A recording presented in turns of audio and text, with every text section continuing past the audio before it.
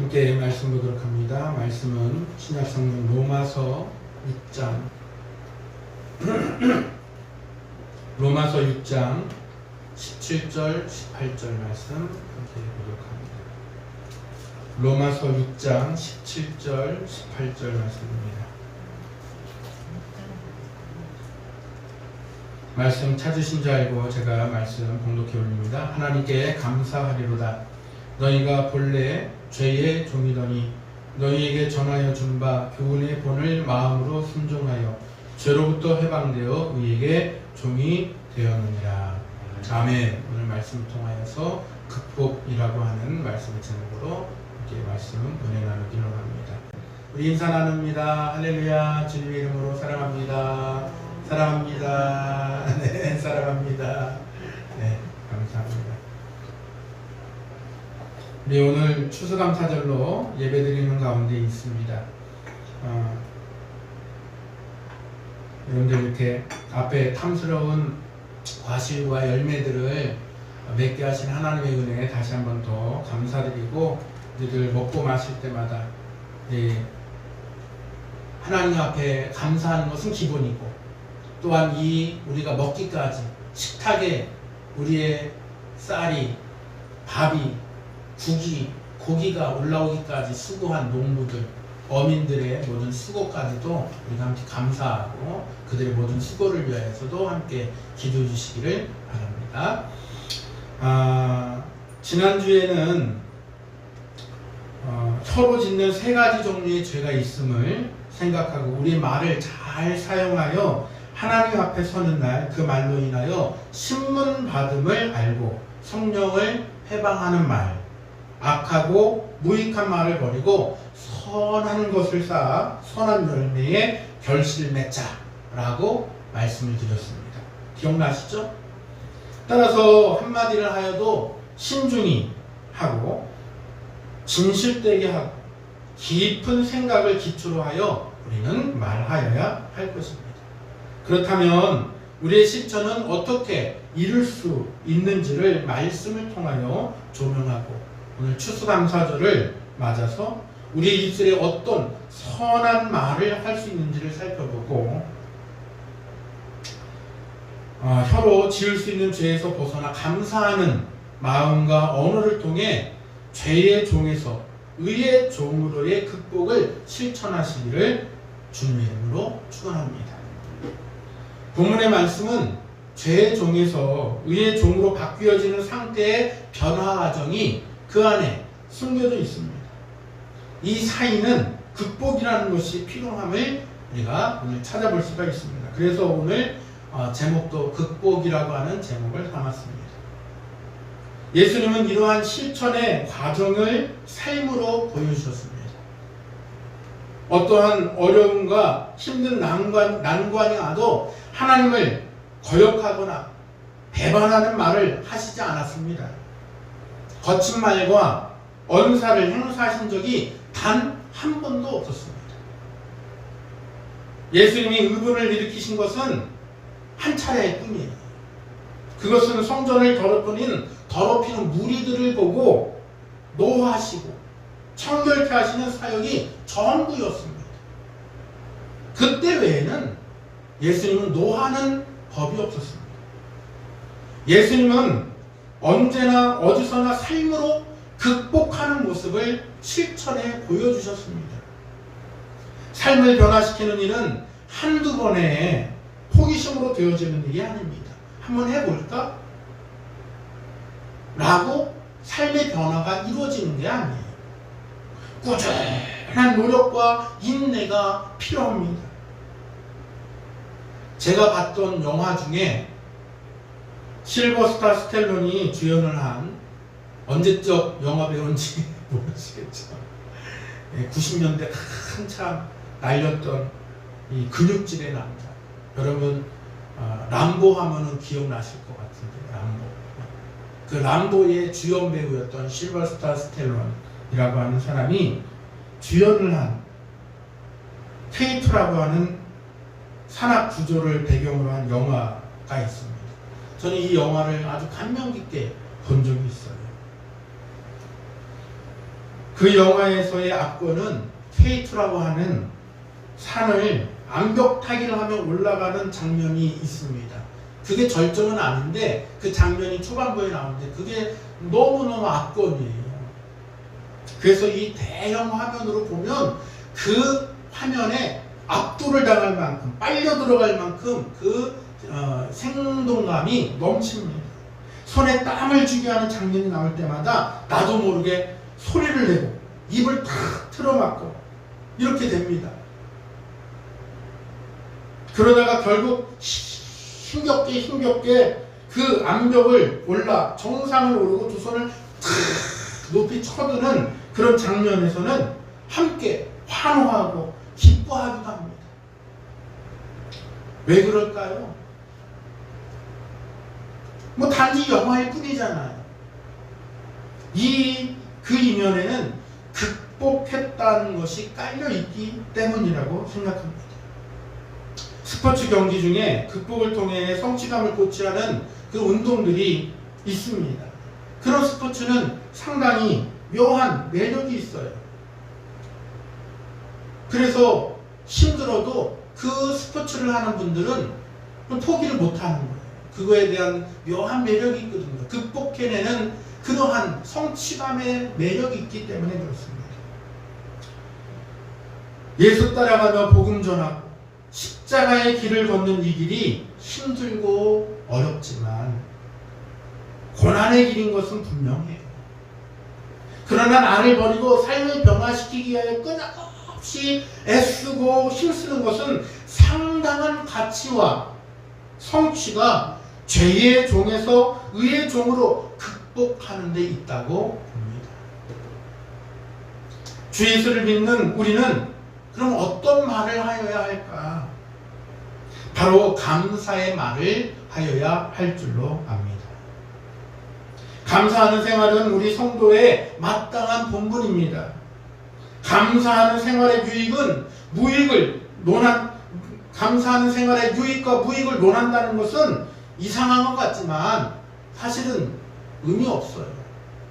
그렇지만 굳이 그것에 대해서 얘기한다면 감사하는 생활이 가져오는 유익은 너무나 분명하고 큰 것입니다.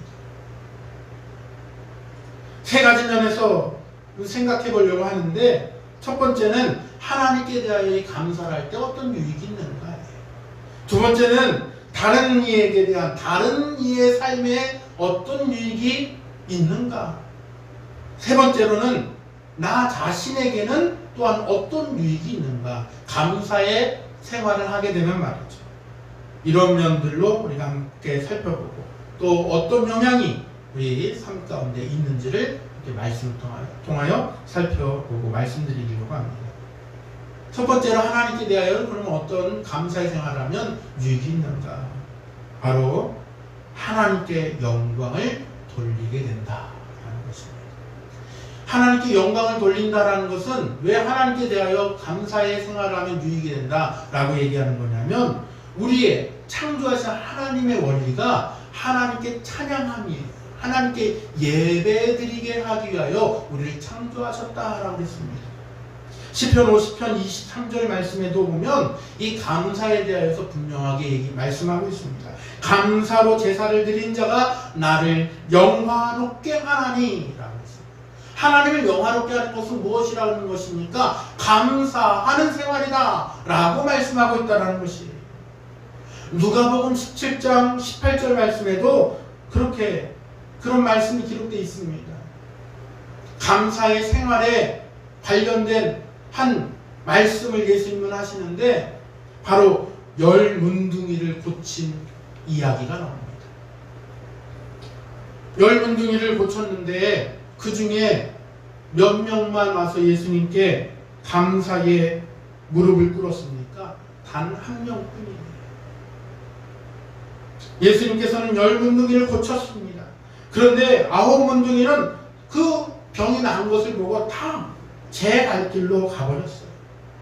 단 한 문둥이만 고침받은 한 사람만 예수님 발 앞에 무릎을 꿇고 감사하게 될 때 예수님은 이 이방인 외에는 하나님께 영광을 돌리러 온 자가 없느냐라고 라고 말씀하셨다라는 것이 상당히 애통해하는 말씀인 것 같습니다.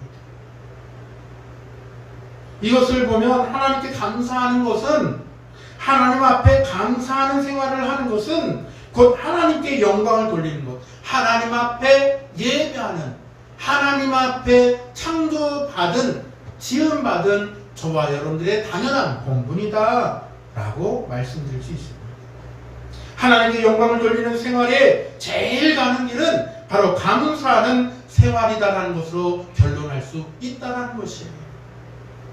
사람을 창조하신 하나님의 목적은 영광 받으시기 위함입니다. 그러니 시편 50편의 말씀처럼 영광 돌리기 위하여 감사의 생활을 하자고 했으니 여러분 감사할 수 있기를 주님의 이름으로 축원합니다. 시편 116편 1절 말씀은 여호와여 영광을 우리에게 돌리지 마옵소서. 오직 주의 인자하심과 진실함을 인하여 주의 이름에 돌리소서라고 시편 기자는 그 영광을 하나님 앞에 올려드리고 있는 말씀이 기록되어 있습니다. 우리는 모든 일에 스스로 만족하지 말고 하나님께 영광 돌리려면 하나님께 늘 감사하는 생활을 해야 하는 것입니다. 바로 이것이 극복의 삶이 되는 거예요. 호기심만으로, 한두 번의 호기심만으로 이 감사의 생활이 유지되지 않습니다. 감사의 생활은 하나님이 가장 기뻐하시는 생활이다 라는 것을 깊이 생각할 수 있길 바랍니다. 하나님의 뜻대로 사는 생활이다 라는 것도 예수님의 삶을 통하여 본받으시기를 간절히 소망합니다. 그러나 반대로 불평하고 원망하는 생활은 하나님 기뻐하시지 않아요. 하나님이 기뻐하시지 않으면 누가 기뻐할까요? 사단 마귀가 좋아하겠죠. 사단이 제일 좋아하는 걸 거예요. 왜 그러냐면 사단은 그 영광을 도둑질하려고 하는 도둑놈이다 라고 했거든요. 그래서 하늘에서도 하나님의 영광을 탈취하려고 하다가 타락한 것 아닙니까? 그게 이 사단 마귀예요. 이 땅에서도 예수님을 시험할 때에 예수님께 무엇으로 시험했습니까? 내 앞에 경배해라. 그 영광을 탈취하려고 하는 그 행위를 끊임없이 해내고 있는 거예요. 그러니 우리의 입술로 인하여 불평하고 불만, 비평, 비난 이런 말들을 쏟아내는 것은 결국엔 사단이 기뻐할 일, 사단에게 영광을 도둑질 당하는 그 결과를 낳게 된다는 것입니다. 따라서 여러분 하나님 앞에 영광 돌리는 것을 빼앗기지 않기 위하여서라도 우리들 입술에 감사의 생활을 늘 이어갈 수 있는 우리들 극복하는 여러분들 되시길 바랍니다. 두 번째로 감사의 생활을 하면 왜 하나님에 대하여 유익인가? 바로 그 감사의 생활을 하는 감사 생활하는 성도들을 하나님은 외면치 아니하시고 환난에서 구원해 주신다라고 약속해 주셨기 때문이에요. 계속해서 시편 50편의 말씀을 보면은 시편 50편 14절 15절 말씀에 보면 그런 말씀이 기록되어 있습니다. 환난 날에 나를 부르라. 내가 너를 건지리니 네가 나를 영화롭게 하리라. 그런데 그 앞에 전제 조건이 있어요. 감사로 하나님께 제사를 드리며 지존하신 이에게 내 소원을 갚으며 하나님 앞에 기도하고 하나님께 찬양 드리고 하나님 앞에 예배하는 자, 즉 하나님 앞에 감사의 생활을 하는 사람에게 무엇을 하겠다라는 것이에요? 환난에서 건지시는 구원의 은혜를 주시겠다라고 하는 것입니다. 이게 약속이라는 거예요. 감사로 하나님께 제사를 드린 자에게 하나님께서는 환난 날에 건져주신다고 말씀했습니다. 하나님께서는 영광 받으시기 위하여 인간을 창조하셨는데 감사의 생활로 하나님께 영광 돌리며 기쁘시게 하는 자를 돌보시지 않으면 누구를 돌보겠습니까? 불평하고 불만을 가진 자들, 그런 자들 보다 하나님 앞에 영광 돌리는 자들을 하나님은 그 약속을 지키시는데 어디에서? 환난에서. 그러니 여러분 하나님 앞에 감사의 생활을 이어갈 수 있길 바랍니다. 세 번째로 왜 하나님께 대하여 감사 생활하면 유익인가? 바로 더 큰 사랑과 축복을 주시기 때문에 우리는 하나님께 대하여 감사 생활하는 것이 유익이다 라고 말씀을 드릴 수가 있겠습니다. 하나님은 감사할 줄 아는 자에게는 감사할 조건을 더 많이 주실 줄로 압니다. 이건 뭐 우리 쉽게 우리들의 사람의 뭐 세상 사는 이 세상의 법칙에서도 통하는 그런 법칙이에요.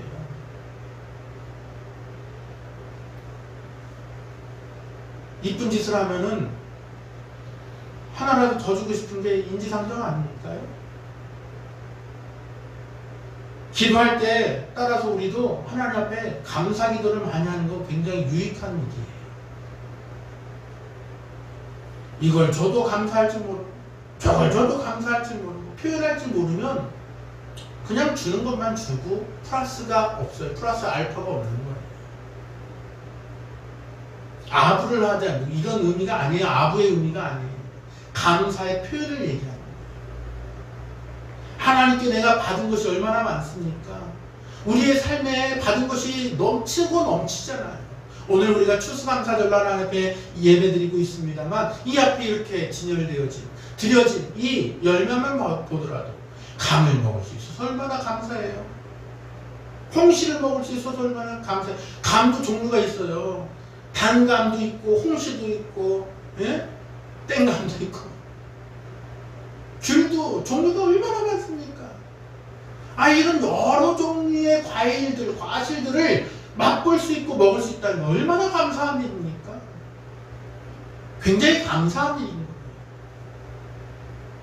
따라서 우리들 기도할 때도 우리가 그 기도하게 하신 하나님의 은혜에 대해서 여러 각도와 여러 방식으로 우리는 그 감사 기도를 많이 할 필요가 있습니다. 그러면 유익한 거예요. 감사 기도를 하면 할수록 이 안에서는 어떤 은혜가 일어나느냐면 기도가 더 잘 되게 되는 그 은혜가 쏟아져 나옵니다. 마치 샘물을 퍼내면 퍼낼수록 더 맑은 샘이 나오듯이 말이죠. 우리가 누군가에게 고마운 선물을 받았을 때에 감격하는 것은 좋은 리액션이라고 얘기해요. 선물을 줬는데 뚱하고 줬는가 보다 하면은 주는 사람의 마음이 주고 나서도 뭔가 좀 찝찝해요. 마음에 안 드나? 내가 뭘 잘못 줬나? 그런데 선물을 줬는데 상대방이 이렇게 너무너무 감사해요. 너무너무 귀합니다. 감사합니다. 고맙습니다. 물론 제가 조금 오바 액션 한 번 있어요.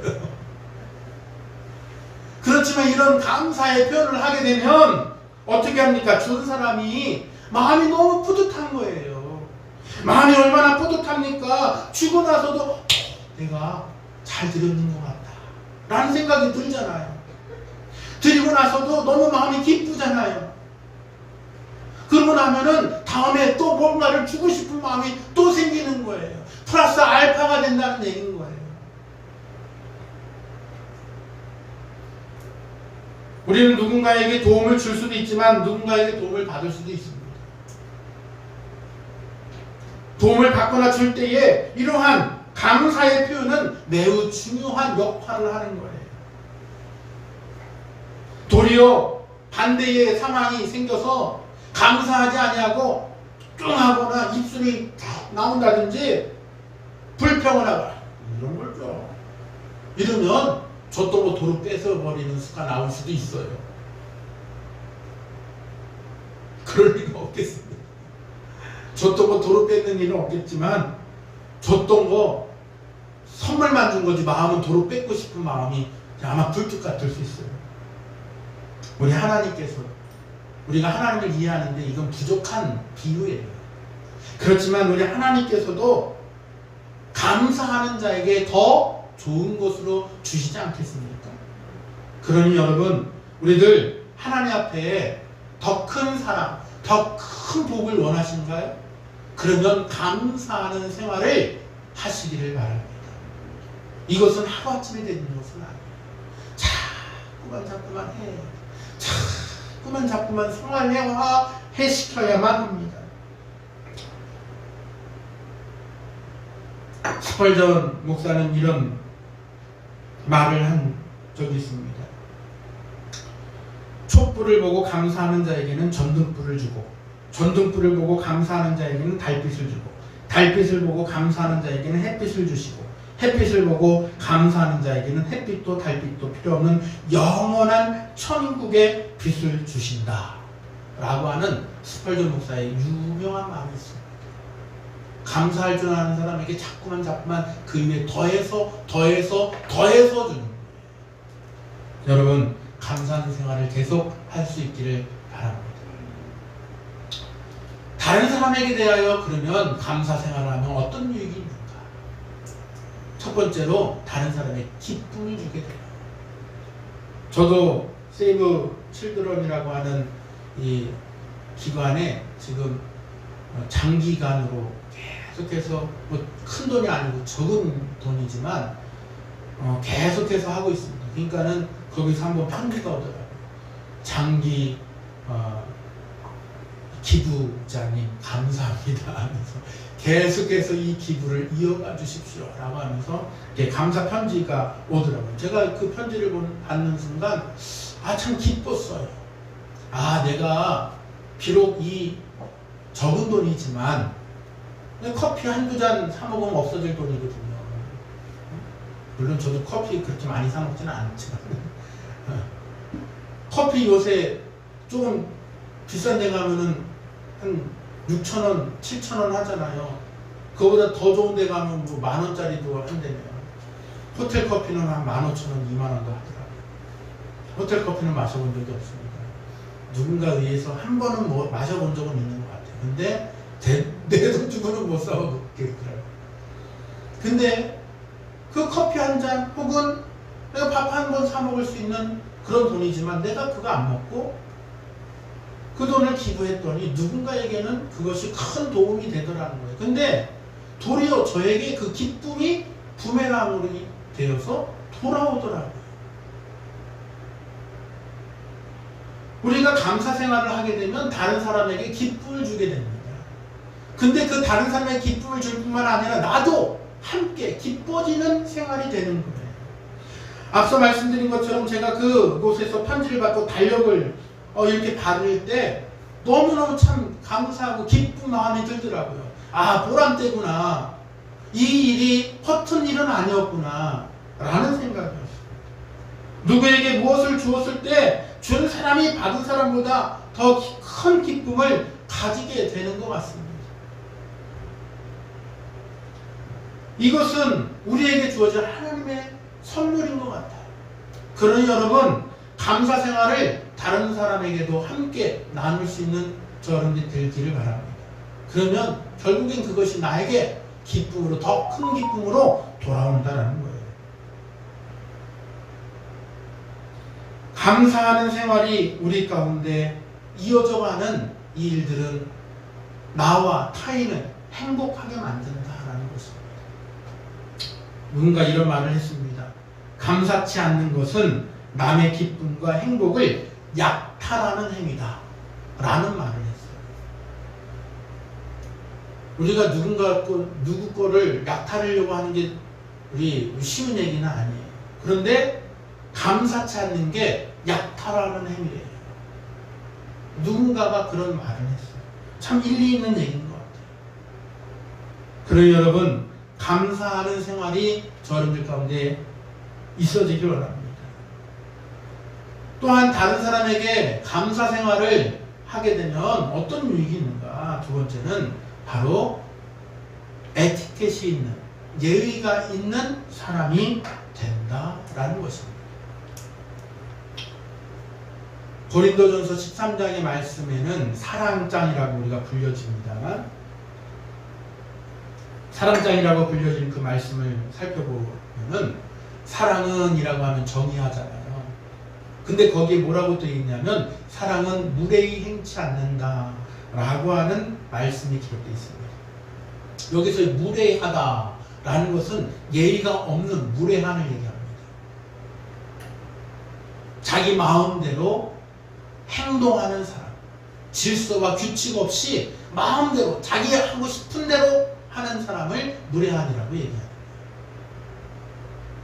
그러니까 사랑은 무례히 행치 않는다. 즉 예의가 있는 사람, 에티켓이 있는 사람을 말하는 것입니다.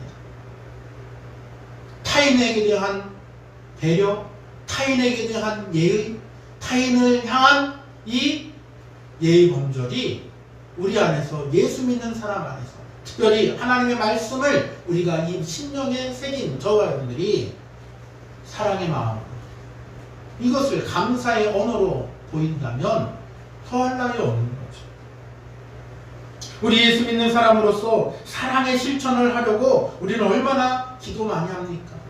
그 첫 단계가 바로 무례히 행치 않는 거예요. 질서를, 규범을 우리가 할 수 있는 그 모든 배려와 그 일들 가운데 우리는 함께 발맞춰 나가려고 하는 그러한 모습들도 그 안에 담겨 있다라고도 또 말씀드릴 것 같습니다. 에티켓을 안다라는 것이죠. 예의를 안다는 것입니다. 제가 병원에 갈 때마다 거의 대부분이 잘 지키는 하나의 규칙이 있어요.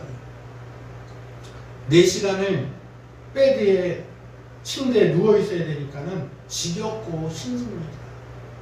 배기고 막 힘드니까 그것 좀 이겨내라고 병원에서 배려를 해준 것이 뭐냐면은 텔레비전을 침대마다 하나씩 다 놔줘요. 그럼 그거 보면서 좀 4시간 견디라는 거예요. 근데 여러분 생각해 보세요. 거기 침대가 한 4, 50개 정도 되거든요. 근데 그 4, 50개 되는 침대에서 텔레비전이 제각각 다 왕왕왕왕 거린다고 생각해 보세요. 시장통도 그런 시장통이 없어요. 아이고, 그건 쉬는 게 아닌 거예요. 그건 누워있어도 눕는 게 아닌 거예요. 그래서 다 거기에 규칙이 뭐냐면 텔레비전 이때 조용히 봐야 돼요. 어떻게 조용히 보느냐? 이어폰을 꽂아서 다 보게끔 되어 있어요. 그러니까 이어폰을 꽂아 보는 것은 그 안에서 일어나는 규칙이에요. 텔레비전 눈으로 보고 대신 귀로는 이어폰으로다가 들어라. 그러니까 텔레비전이 50대가 돌아도 조용히 간호사 선생님들의 말 음성밖에는 안 들려요. 근데 가끔 가다가 제멋대로 있는 환자들이 있어요. 가끔 가다가 아니 매번 그런 사람이에요, 사실. 이어폰을 안 꼽아요. 그리고 텔레비전 소리를 팍 들립니다. 에티켓이 있는 사람이에요. 예의가 있는 사람이에요. 자기 혼자조차도 그렇게 소리 높였거든요. 거기 누워있는 수십 명의 환자들이 어떤 불편을 생기든 상관 안 하겠다라는 얘기죠. 큰 소리로 막 그냥 전화를 해야 됩니다. 조용조용 하는 것이 아니고 그 안에서 소리를 고래고래 막 지릅니다. 자기 하고 싶은 짓을 다 합니다. 그러면 질서가 무너지겠죠. 예의가 있는 사람이라고 말할 수가 없을 것입니다. 우리 이 주 안에서 사는, 여러분들이 주 안에서 함께 우리가 생활하잖아요. 우리가 이 교회 안에서만 주 안이라고 표현하는 것 아니잖아요. 우리는 사회에 나가서도, 이 예배당을 나가서도, 우리의 생활 속에서도 생활 가운데서도 우리는 주 안에서 사는 자들이잖아요. 그런가요? 맞습니까? 우리는 생활 속에서도 주 안에서 사는 자들이에요.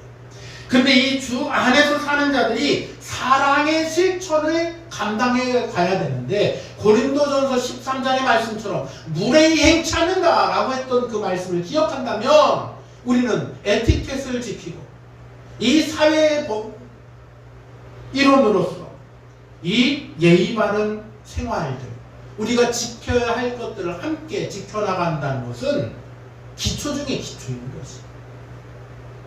이거는 해라 마라의 문제가 아닙니다. 기초의 기초. 여기에 더해서 무엇을 실천하는 것입니까? 예수 사랑, 십자가의 사랑을 더욱더 빛나게 해야 되는 거예요.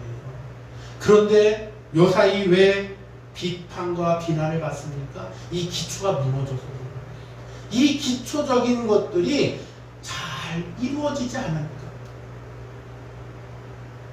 십자가의 사랑을 드러내기도 이전에, 아니 드러내도 그것은 영광되어진 하나님 앞에 영광 돌리는 십자가의 사랑이 되지 못하고 짓밟히게 되는, 밖에 버려 맛을 잃어 밖에 버려져 밟혀지는 소금과 같은 상태들이 지금 우리 안에 일어나고 있는 거예요. 기본적인 고린도전서 13장에 무례히 행치 않는다 라고 하는 그 예의를 여러분들 기억하시길 바랍니다. 그 기본 에티켓을 우리는 잘 기억하면 타인에게 대한 사랑, 타인에게 대한 우리의 감사의 생활은 유지할 수가 있는 거예요. 세 번째로 타인에게 대한 우리 감사의 생활을 이어가야 될 유익은 무엇인가? 좋은 인상을 주게 됩니다. 남에게 좋은 인상을 준다는 것은 참으로 중요한 것입니다. 감사하는 자에게 남에게 좋은 인상을 주지만, 감사하는 사람은 남에게 좋은 인상을 주지만 불평하고 원망을 갖는 사람은 고약한 인상을 주게 됩니다. 미국 사람들이 많이 쓰는 말 중에 하나가 뭐예요? 땡큐라고 하는 말을 많이 써요. 땡큐? 땡큐? 근데 우리나라에 들어오는 외국 사람들이 또 많이 하는 말 중에 하나가 뭐냐? 감사합니다.